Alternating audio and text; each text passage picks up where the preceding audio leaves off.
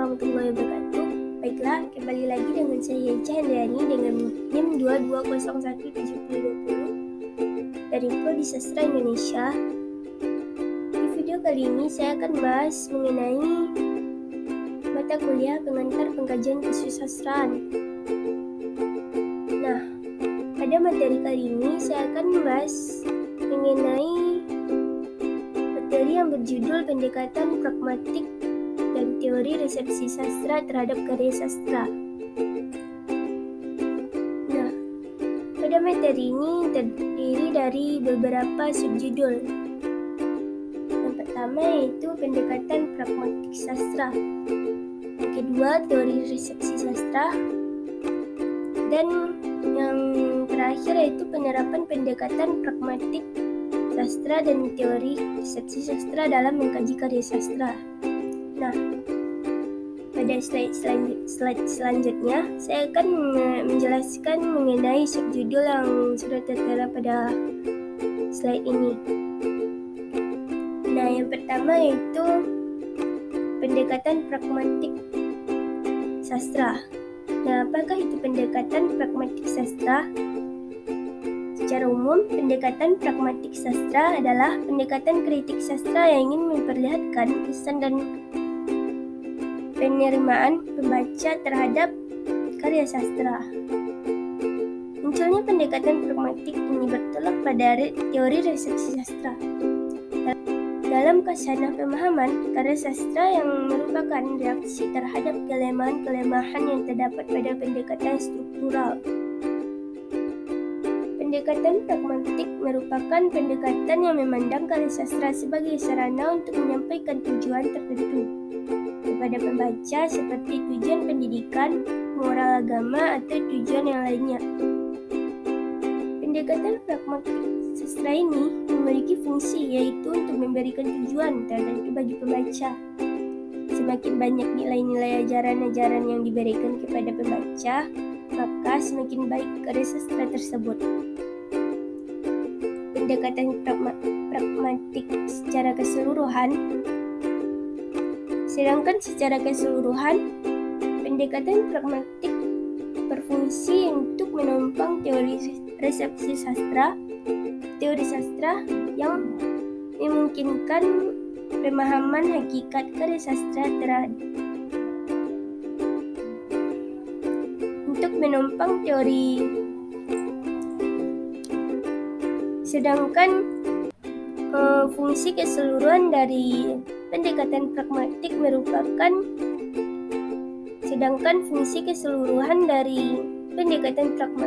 yaitu untuk menopang teori resepsi, teori sastra yang memungkinkan pemahaman hakikat karya sastra tanpa batas.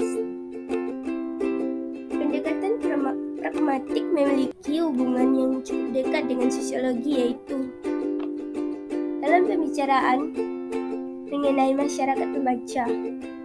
Pendekatan pragmatik sendiri memiliki manfaat terhadap fungsi karya sastra dalam masyarakat perkembangan dan penyebarluasannya sehingga manfaat karya sastra dapat dirasakan. Selanjutnya itu pengertian pendekatan pragmatik menurut para ahli.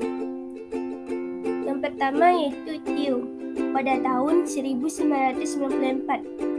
Menurutnya, teori pendekatan pragmatik merupakan salah satu bagian ilmu sastra yang merupakan pragmatik kajian sastra yang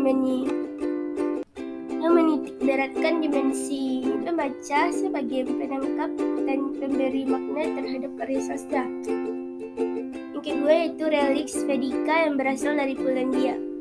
Menurutnya, pendekatan pragmatik merupakan pendekatan yang tak ubahnya dengan artefak atau benda mati. Pembacanya lah yang menghidupkan sebagai proses konkretasi. Nah, yang ketiga yaitu Dawsey dan Husserl pada tahun 1960. Menurutnya, pendekatan pragmatik merupakan intervensi pembaca terhadap karya sastra yang ditentukan oleh apa yang disebut dengan horizon penerimaan. yang mempengaruhi kesan, tanggapan, dan penerimaan karya sastra. Dan selanjutnya yaitu membahas tentang karakteristik pendekatan pragmatik dalam menelaah karya sastra. Nah, dalam karakteristik ini, yang pertama itu asumsi dasar pendekatan pragmatik yang menganggap karya sastra sebagai sesuatu yang bersifat artefak.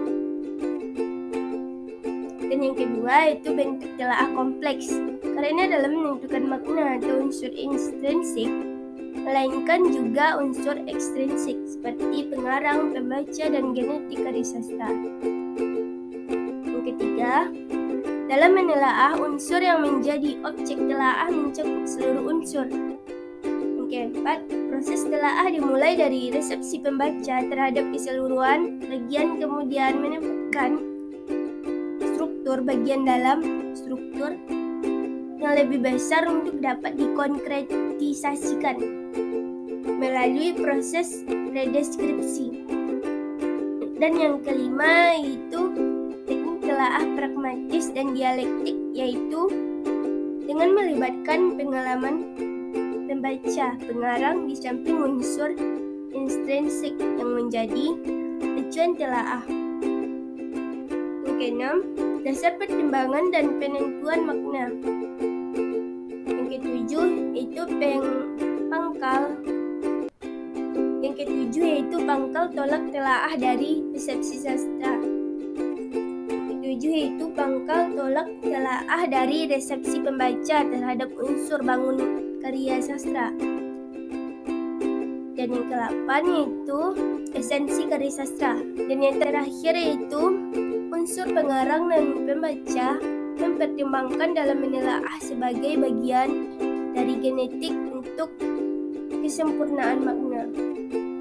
Nah, selanjutnya itu mengenai prinsip dasar pendekatan pragmatik. Yang pertama itu otonom.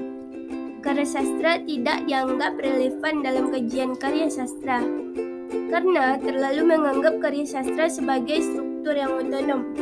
Kedua yaitu pendekatan pragmatik. Memandang karya sastra sebagai artefak. Pembacanya lah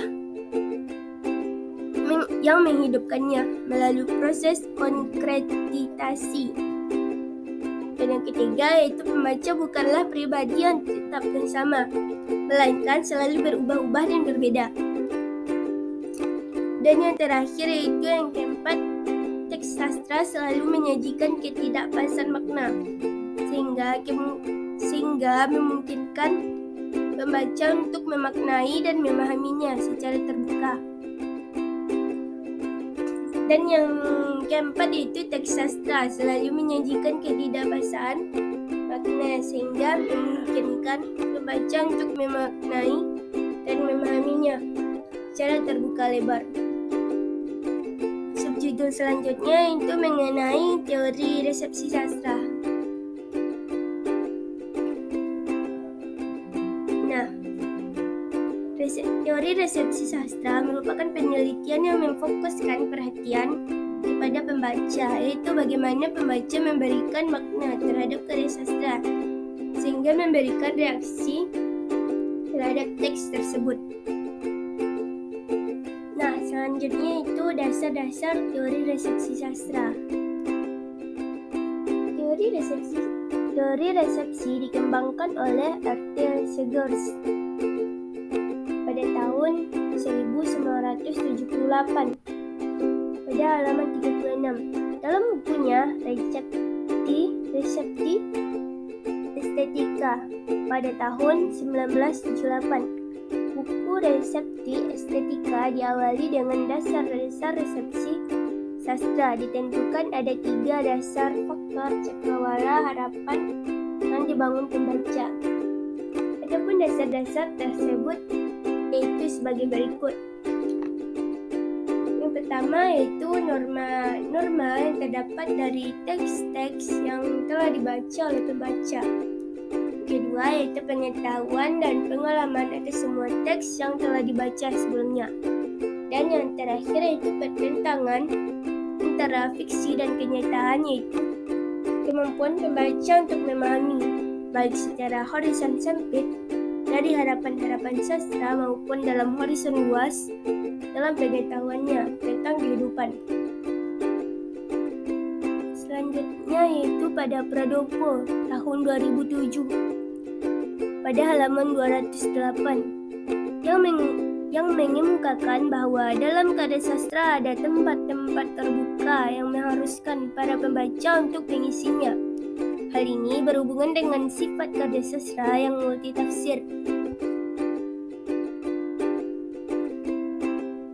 Nah, selanjutnya yaitu mengenai penerapan pendekatan pragmatik sastra dan teori resepsi sastra dalam karya sastra. Yang pertama yaitu penerapan dalam pendekatan pragmatik. Penerapan ini dapat berupa pengapresiasian pada puisi dengan membandingkannya dengan pola pembelajaran apresiasi sastra yang berdasarkan pendekatan struktural. Yang kedua yaitu penerapan metode penelitian resepsi sastra. Penelitian resepsi sastra pada penerapannya mengacu pada proses pengolahan tanggapan pembaca atas karya sastra yang dibacanya.